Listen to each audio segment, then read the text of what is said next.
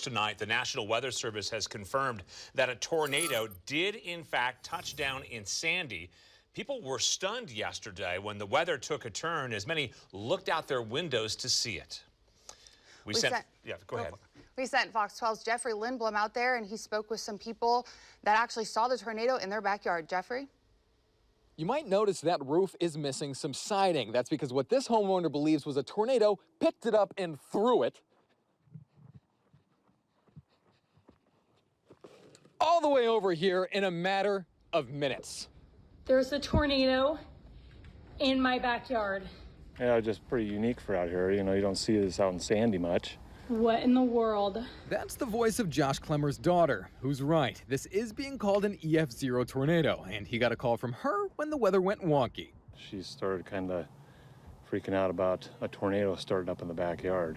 Insane. Although crazy, Josh is a bit jealous to have missed what he calls a show. Maybe I would have liked to have seen it. Yeah, so you're kind of bummed out. Yeah, I would have liked to have been here. Yeah. The spectacle in the sky seemed to have passed just as soon as it came. So I don't think any of our neighbors knew it happened. That's the sound of one telling sign of the tornado to come. A storm dropping near quarter-sized hail. Oh my gosh. He says as far as damages go, nothing alarming. Mostly things just strewn about the yard. It's pretty insignificant. I mean, just a little bit. He calls the storm selective, picking and choosing what it tossed about, having no problems with plants and chairs. Everything's knocked over. Bent over our tiki torch, tore a couple of bushes right up out of the ground, but then left other ones. Tornadoes in Oregon are pretty rare. Maybe a few EF-0s like this one per year, with wind speeds between 65 and 85 miles per hour. That is crazy.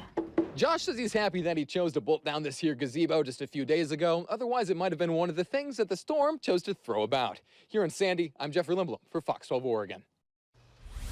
Yeah, you know, a bit unusual. Let's check in with Fox 12's Camilla Ortiz to put things in perspective as far as what we saw here. But then again, you know, when we've seen tornadoes here in the past. Absolutely. Yeah, so in the Pacific Northwest, on average, we see about 3 tornadoes a year. Compare that, for example, to Nebraska, 55 tornadoes a year, or Texas, 150 tornadoes a year. So relatively uncommon, but yeah, on Saturday, we saw some powerful thunderstorms, also dropped penny-sized hail in that same area east of Sandy. So thank you, Lisa, for sending us this photo here. So do we have a tornado season west of the Cascades?